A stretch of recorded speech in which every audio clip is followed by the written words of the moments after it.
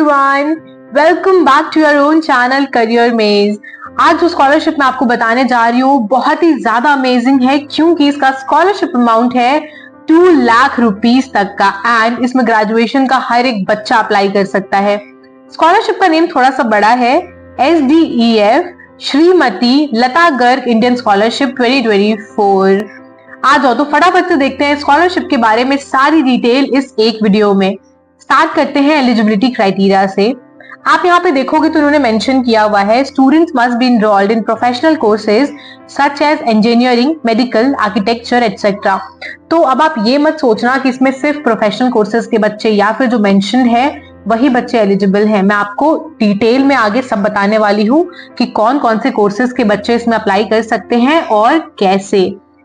ठीक है, तो स्टार्ट करते हैं एकेडमिक एक्सीलेंस से। नंबर 1 पॉइंट है, for class 12 students applicant must have secured at least 80% in CBSE board और 70% और above in other boards।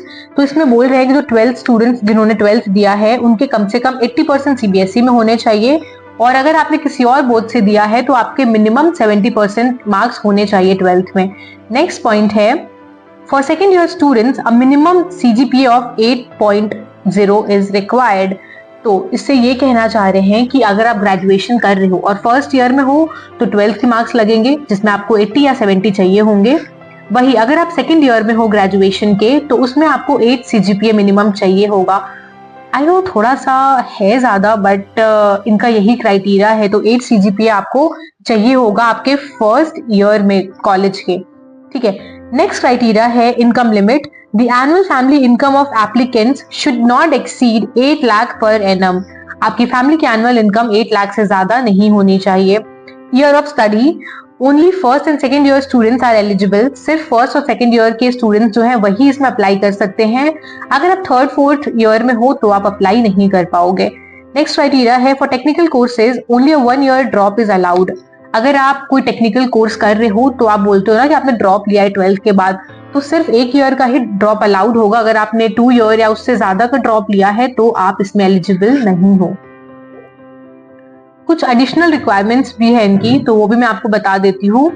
For engineering and architecture courses the all India rank must be less than 90,000। अगर आप engineering या architecture के student हो तो आपकी जो ऑल इंडिया रैंक होनी चाहिए वो 90,000 से कम होनी चाहिए। वहीं अगर आप मेडिकल के स्टूडेंट्स हो तो आपकी 40,000 से कम होनी चाहिए ऑल इंडिया रैंक। ठीक है, एज लिमिट भी है। First year student should be under 19 year of age. अगर आप फर्स्ट ईयर में हो तो 19 ईयर से कम होनी चाहिए आपकी एज, और अगर आप सेकेंड ईयर स्टूडेंट हो तो 20 ईयर से आपकी एज कम होनी चाहिए, तभी आप स्कॉलरशिप में अप्लाई कर पाओगे। तो ये थी एलिजिबिलिटी क्राइटेरिया जो मैंने आपको डिटेल में एक्सप्लेन कर दिया है। अब आप देख लो, अगर आप इस क्राइटेरिया में फिट होते हो तभी इसमें अप्लाई करना। अब मैं आपको इसका एप्लीकेशन प्रोसीजर बता देती हूँ। बहुत ही सिंपल स्टेप्स हैं, बट फिर भी मैं आपको बताती हूँ, आप देखते जाओ। ठीक है, तो आपको सबसे पहले लिंक लेनी है डिस्क्रिप्शन पे। उस लिंक पे आप क्लिक करोगे, आप आ जाओगे बडी फॉर स्टडी के पोर्टल पे। यहाँ पे आपको स्क्रॉल डाउन करके नीचे आना है, अप्लाई नाउ पे क्लिक करना है। जैसे आप क्लिक करोगे आपको लैंड करा दिया जाएगा स्वामी दयानंद एजुकेशन फाउंडेशन के ऑफिशियल वेबसाइट पे। आप यहाँ पे देखोगे मेंशन है इंडिया स्कॉलरशिप 2024-25। स्क्रॉल करके नीचे आओ, यहाँ पे बहुत सारी डिटेल्स लिखी हुई है, मैंने वीडियो में कवर कर दिया है और आगे कर दूंगी। अगर आप पढ़ना चाहते हो तो पढ़ भी सकते हो। पढ़ के फिर आप नीचे आओगे, उसके बाद आपको एलिजिबिलिटी क्राइटेरिया दिख रहा होगा, वो भी आप चेक कर लो। डॉक्यूमेंट्स दिख रहे होंगे, मैं आपको आगे बताने वाली हूँ। अप्लाई फॉर स्कॉलरशिप पे आप क्लिक करोगे, आप आ जाओगे स्वामी दयानंद एजुकेशन फाउंडेशन के एक और वेबसाइट पे। स्क्रॉल डाउन करके नीचे आना, नीचे नीचे नीचे, उसके बाद आप क्या करोगे, नेक्स्ट पे क्लिक करोगे। नेक्स्ट करने के बाद इंस्ट्रक्शंस हैं, इनको आपको केयरफुली रीड करना होगा। तो मैं आपको इसको ब्रीफ कर देती हूँ ताकि आपको ज्यादा मेहनत ना करनी पड़े। ठीक है, देखो क्या बोल रहे हैं ये। नंबर 1 पॉइंट है कि जो स्कॉलरशिप है वो सिर्फ अंडर ग्रेजुएट स्टूडेंट्स के लिए है, पोस्ट ग्रेजुएशन वाले बच्चे अप्लाई नहीं कर सकते हैं। सेकंड पॉइंट है, before applying ensure that you meet the eligibility criteria. Eligibility criteria ध्यान से पढ़ लेना, उसके बाद ही अप्लाई करना। ईच एप्लीकेंट जो है वो सिर्फ एक फॉर्म सबमिट कर सकता है, आप मल्टीपल फॉर्म सबमिट नहीं कर सकते हो, that is pretty obvious. Award of scholarship will be decided on need cum merit basis. अगर आपको नीड होगी और मेरिट भी होगा आप में तो ही आपको ये स्कॉलरशिप मिलेगी।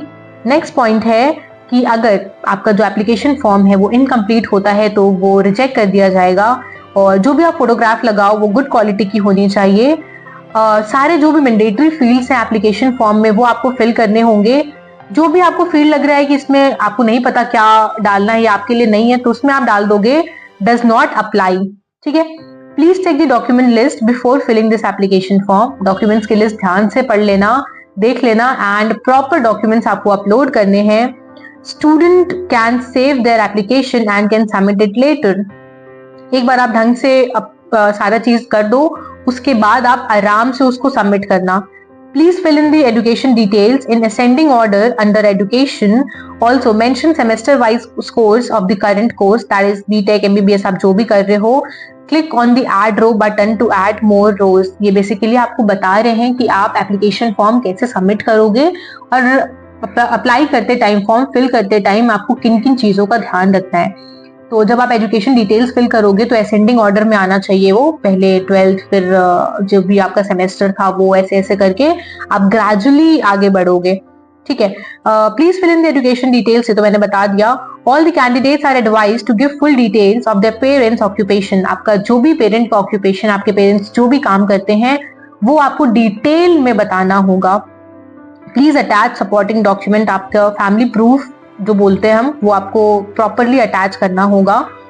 सक्सेसफुल रजिस्ट्रेशन के बाद candidate will receive a confirmation email. जब आप अप्लाई कर दोगे, सबमिट कर दोगे, उसके बाद आपको एक ईमेल रिसीव होगा। वहां पे आपको and a copy of application form for any help please write to this. इसमें बोल रहे हैं कि आपको एक ईमेल मिलेगी जब आप फॉर्म फिल कर दोगे। अगर आपको कोई दिक्कत आती है, कोई क्वेरी है, कोई डाउट है, तो इन्होंने मेल आईडी दी हुई है, इस मेल आईडी पे आप उन्हें मेल करके पूछ सकते हो। Every applicant can join our WhatsApp channel for the scholarship update. That's a very nice initiative. आपको ज्यादा प्रॉब्लम भी नहीं आएगी। जब आप स्कॉलरशिप फॉर्म फिल कर दोगे उसके बाद आपको व्हाट्सएप में ऐड किया जाएगा, तो आप वहां से इजिली इंटरैक्ट कर सकते हो। The applicants will renew their scholarship every year. ये स्कॉलरशिप रिन्यू भी होती है हर साल। If a student is found to have obtained a scholarship by false statements, अगर आप कुछ भी लफड़ाबाजी करते हो, कोई भी गलत स्टेटमेंट देते हो, गलत डॉक्यूमेंट लगाते हो, तो आपको अमाउंट नहीं दिया जाएगा, आपकी स्कॉलरशिप कैंसिल कर दी जाएगी। तो ये मैं आपको हर वीडियो में बोलती हूँ कि सारी करेक्ट इन्फॉर्मेशन ही दिया करो। अच्छा, एक चीज और इन्होंने मेंशन किया है कि जो स्कॉलरशिप अमाउंट होगा वो डायरेक्टली इंस्टीट्यूट के अकाउंट में जाएगा, आपको नहीं मिलेगा। ठीक है, तो ये पेज हमने पढ़ लिया अच्छे से। अब आप करोगे फटाफट से नेक्स्ट करने के बाद आपके पास यहाँ पे आ रहा है डॉक्यूमेंट्स का सेक्शन। यहाँ पे आपको बता रहे हैं वो कौन कौन से डॉक्यूमेंट्स रिक्वायर्ड होंगे। तो यार बहुत सारे हैं ये, मतलब आपको लगाने पड़ेंगे डॉक्यूमेंट्स, अरेंज कर लेना। पैसे चाहिए तो थोड़ी मेहनत करनी पड़ेगी। तो ये डॉक्यूमेंट्स आप पढ़ लो, आपके स्क्रीन पे मैंने दिखा दिए हैं। आपको कोई दिक्कत आती है, कोई डॉक्यूमेंट नहीं समझ में आ रहा है, तो आप मुझे कमेंट्स में पूछ लेना। ठीक है, एक चीज स्कॉलरशिप में नई है कि इन्होंने यहाँ पे इनकम जो सर्टिफिकेट्स हम लगाते थे उनका परफॉर्मा दिया हुआ है। जैसे कि एग्रीकल्चर, अगर आपके पापा एग्रीकल्चर सेक्टर में है तो उनके लिए कैसा इनकम सर्टिफिकेट होना चाहिए, शॉपकीपर है तो कैसा होना चाहिए, लेबर है तो कैसा होना चाहिए, ड्राइवर है तो कैसा होना चाहिए। अगर इनमें से कुछ है तो इनके लिए आपको प्रॉपर यहाँ पे दिया हुआ है। अदरवाइज यहाँ पे ऑप्शंस भी दिए हुए हैं कि आप ITR रिटर्न लगा सकते हो, पेंशन कॉपी लगा सकते हो। तो अगर इनमें से कुछ नहीं है तो आप वैसे डॉक्यूमेंट्स भी इनकम प्रूफ में लगा सकते हो। अच्छा, डॉक्यूमेंट में मैंने एक चीज देखी है कि बाकी सारे कॉमन डॉक्यूमेंट्स है, बेसिक जो चाहिए होते हैं, fee receipt, seat allotment letter, photograph and government ID card, marksheets and all, तो ये सब तो आपको पता है। ठीक है, बट जब आप थोड़ा नीचे आओगे तो नीचे इन्होंने लिखा हुआ है video telling us about Swami Dayanand Saraswati. तो आपको एक वीडियो बनानी होगी रिकॉर्डेड, और उसमें आपको स्वामी दयानंद सरस्वती के बारे में थोड़ा सा बताना होगा। तो वो आप गूगल से पढ़ के और इनको एक वीडियो बना के दे सकते हो। एक और वीडियो बनाना है, video on reciting full Vande Mataram of 6 stanza. तो जो वंदे मातरम सॉन्ग है हमारा, वो आपको गाना होगा या फिर गा के बेसिकली एक वीडियो बनानी होगी। तो ये 2 वीडियोस आपको रिकॉर्ड करके अटैच करनी होंगी। ठीक है, बस फिर आप कर दोगे नेक्स्ट के बाद फाइनली आपके पास एप्लीकेशन फॉर्म खुल के आ जाएगा। इसमें आपकी सारी बेसिक डिटेल्स ऐड करनी होंगी, आपका name, email ID, examination board, family income and blah blah blah blah, सारी बेसिक डिटेल्स हैं। तो आप इनको फटाफट से ऐड कर देना। हमने एलिजिबिलिटी क्राइटेरिया देख लिया, एप्लीकेशन प्रोसीजर देख लिया, हमने डॉक्यूमेंट्स की लिस्ट भी देख ली। तो अब टाइम है बेनिफिट्स पे आने का। तो वो भी थोड़ा डिटेल वे में बता रखा है इन्होंने, तो उसको आप ध्यान से सुनो। मैं एक एक करके आपको बता रही हूँ क्या है इसके बेनिफिट्स। तो The SDEF Srimati Shamlata Garg Indian Scholarship 2024-25 offers the following awards based on All India rank. The scholarship amount of INR 50,000 for students with an AIR rank of less than 2500. जिन भी बच्चों की rank 2500 से कम है उनको scholarship दिया जाएगा 50,000 का, irrespective of their course. आप कौन सा कोर्स कर रहे हो उससे मतलब नहीं है, मतलब ऑब्वियसली आपकी रैंक डिपेंड करती है। तो 50,000 होनी मिलेगी आपको 25 रैंक से कम वाले बच्चों को, और जिनका 2501 से 5000 के बीच में रैंक होगा उनको 40,000 की स्कॉलरशिप, 5001 एंड 7500 के बीच में जिसकी रैंक होगी उसको 30,000 की स्कॉलरशिप मिलेगी, जिसका रैंक 7500 से ऊपर होगा उसको 20,000 की scholarship. Additionally, a scholarship amount of rupees 10,000 is awarded to students pursuing non-technical courses। देखा, मैंने बोला था ना कि ये स्कॉलरशिप हर बच्चों के लिए है। ऊपर हमने बात करी टेक्निकल कोर्स के बच्चों की, और यहाँ पे उन्होंने मेंशन किया हुआ है कि जो नॉन टेक्निकल कोर्सेज के बच्चे हैं जैसे कि BA, BSc, BCom, BBA और इसके बाद भी उन्होंने एक्सेट्रा लगाया है, तो इनके अलावा भी अगर कोई नॉन टेक का बच्चा है तो इसमें अप्लाई कर सकता है और उसको 10,000 पर ईयर स्कॉलरशिप दी जाएगी। जैसा कि मैंने आपको बताया है ये स्कॉलरशिप रिन्यू की जा सकती है, तो आप अपने फर्दर ईयर्स में भी इसको रिन्यू करवा सकते हो। आई होप आपको सब समझ में आ रहा हो अभी तक मैंने जितना बताया है। तो अब हम बात कर लेते हैं सिलेक्शन प्रोसीजर की। सिलेक्शन प्रोसीजर आपको जानना बहुत जरूरी होता है अप्लाई करने के टाइम पे या उसके पहले, ताकि आपका माइंड सेट रहे कि आपको किन किन चीजों के लिए प्रिपेयर रहना पड़ेगा। तो स्कॉलरशिप में ऐसे एग्जाम तो नहीं है इसमें, बट फिर भी मैं आपको स्टेप्स बता देती हूँ। तो देखो, अभी जो मैंने आपको बताया था कि ये फॉर्म में आपको फिल करना है, वो एक्चुअली में एक प्री क्वालिफाइंग फॉर्म है। आप उसको फिल करोगे, अगर आप उसमें शॉर्टलिस्ट होते हो सारे डॉक्यूमेंट्स वगैरह लगाने के बाद, अगर आप उसमें शॉर्टलिस्ट होते हो तब आपको सबमिट करना होगा स्कॉलरशिप का एप्लीकेशन। फिर थर्ड स्टेप आएगा, प्रिलिमिनरी स्क्रीनिंग होगी फॉर शॉर्टलिस्टेड कैंडिडेट्स। जब आप इन दोनों स्टेप्स में शॉर्टलिस्ट हो जाओगे तब आपकी एक प्रिलिमिनरी स्क्रीनिंग होगी, छोटी सी होती है वो। फोर्थ स्टेप में होगा, shortlisted candidates will then undergo a final interview with the founder. तो जो फाउंडर है इनके, उनके साथ आपका एक इंटरव्यू होगा। तो इंटरव्यू के लिए घबराने की जरूरत नहीं है, बेसिक क्वेश्चंस ही आपसे पूछे जाएंगे, ठीक है। And finally the process concludes with a home and parent verification meeting.